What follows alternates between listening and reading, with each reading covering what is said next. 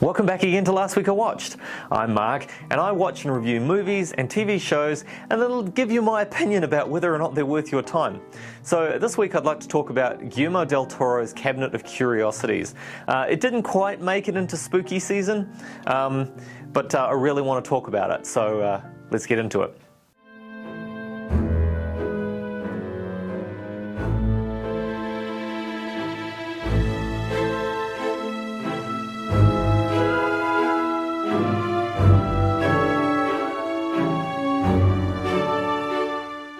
So Cabinet of Curiosities, it's a horror anthology series. It has 8 stories curated and introduced by famed director Guillermo del Toro, and it's based around the motif of a cabinet of curiosities. So this is an item which served as a collection of artifacts, sometimes religious, natural, archaeological, works of art, geological, or things from antiquity, and they were often curated and owned by wealthy people in the 16th century. These collections would have reflected the owner's interests and often status in society.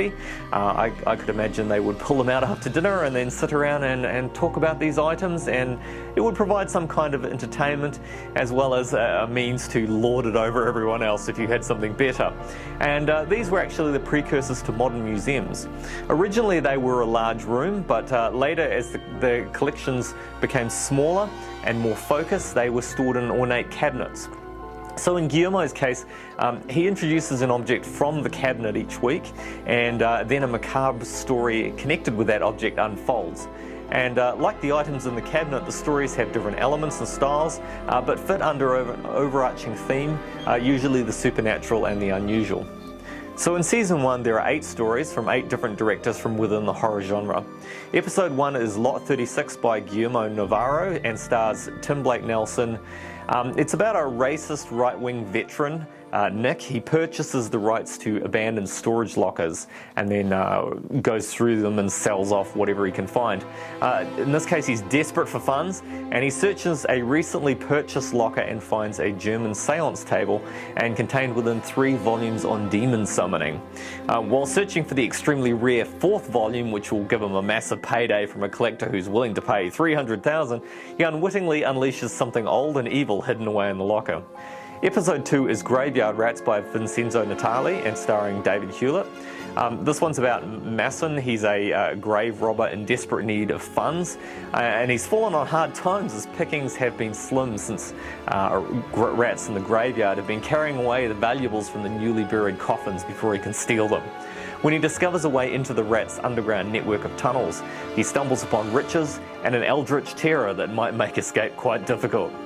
Episode 3 is The Autopsy by David Pryor and starring F. Murray Abraham. This is about Sheriff Craven asking his good friend Dr. Winters to perform autopsies on a group of men who recently died in a mine cave-in. There was some kind of mysterious explosion, and one of the people had some kind of orb or something that might have caused it. Dr. Winters discovers one of the bodies is housing an alien parasite and enters into a battle of wits with the creature to stop it from escaping. Episode 4 is The Outside by Annalili Anapur and starring Kate Micucci, Martin Starr and Dan Stevens. So Stacey, a seemingly unattractive and awkward woman, longs to be beautiful like the woman in her workplace. When she receives a jar of Aloe Glow beauty lotion and a secret Santa, the lotion promises change, but at what cost? Next is Episode 5, Pickman's Model by Keith Thomas and stars Ben Barnes and Crispin Glover. Art student Thurber becomes friends with Pickman, whose horrific works of art depict demons and gruesome scenes and may cause insanity. Thurber starts to experience disturbing dreams and confronts Pickman and comes to understand that art might always not come from imagination. Episode 6 is Dreams in the Witch House by Catherine Hardwicke and stars Rupert Grint. When Walter witnesses his twin sister Eppley die and her spirit be carried away, years later as a grown man he tries to bring her back, but also ends up bringing back the spirit of a vengeful witch, which adds complications. Episode 7 is The Viewing by Panos Cosmatos and stars Peter Weller and Sofia Boutella. Wealthy recluse Lassiter, he invites an assortment of experts in various fields to his home to view an otherworldly meteor and offer their interpretations of the object. After consuming a variety of mind-expanding drugs, they view the meteor and unwittingly release a hostile entity. And finally, Episode 8 is The Murmuring by Jennifer Kent and stars Essie Davis and Andrew Lincoln. The Bradleys are ornithologists. They recently lost their daughter and are continuing their studies to escape their grief rather than dealing with it. When they stay at a remote country home, Nancy has visions and starts to unravel the history of the home while dealing with her own grief.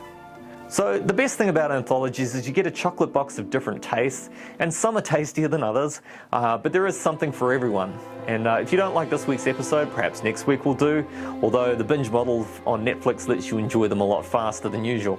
I really enjoyed all of the episodes, but for me the weakest were probably Dreams in the Witch House and The Murmuring.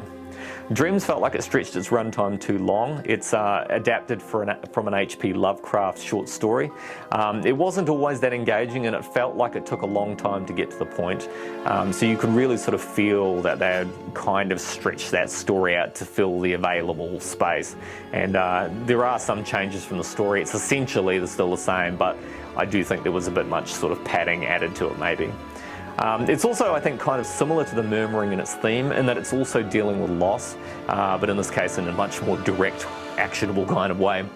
The Murmuring was also a slower story, and much more of a drama with some supernatural elements and a horror story. Working through your own loss by solving the mystery of a murder in the house also felt like a story that had been done many times before. It's quite slow moving and felt like the weakest of the stories. But that's only a couple of stories, and it's only my opinion. Doubtless you will have your favourites. The others were all excellent. I felt they moved along well and they brought their own terrors. There was a good amount of variety and creatures and things in there. I like the adaptations of references to Lovecraft and Miskatonic, and the period episodes looked really great. The Viewing in particular has an extremely strong visual style courtesy of Cosmatos, and it really captures one of those trashy 80s video rental type movies, those sort of video nasties of the time. And it's similar, I guess, in style with its use of colour and music and things like that to Beyond the Black Rainbow, which is one of his films. Both Lot 36 and The Outside had some social commentary, which was good and pretty well handled. It doesn't beat you over the head with a message, which is fine, but it does make you think about it, which is appropriate. Some people will doubtless complain that it's woke, as this seems to be the thing at the moment. But I don't think that's the case. Many of the best episodes of The Twilight Zone, The Outer Limits, and those sort of anthology shows also did the same kind of thing, and it's not a new thing to work in social issues of the time. So it's entirely appropriate and it's entirely fine, and I guess it's some of those issues can also be horrors in themselves. The cast, I think, all do a really great job in their respective stories. They're really talented character actors in these kinds of stories. They're very reminiscent of other classic anthologies where you would often have a well-known actor of the week appear in the story, perhaps in the main role. Overall, I really enjoyed this show, and I highly recommend you check it out. I'm sure you'll be able to find something in here that will entertain you. I really hope that it gets another season and Guillermo can continue bringing in other talented directors to introduce us to more curiosities. Check it out. Okay, that's my review for this week. I hope it's of interest to you. As always, please click on the like and subscribe. Feel free to leave any comments below.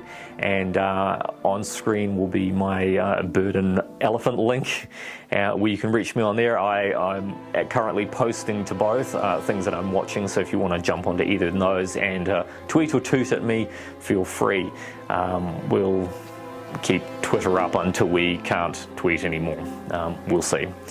As always though, enjoy some movies, enjoy some TV, and I'll catch you next week. Thanks for watching. Bye now.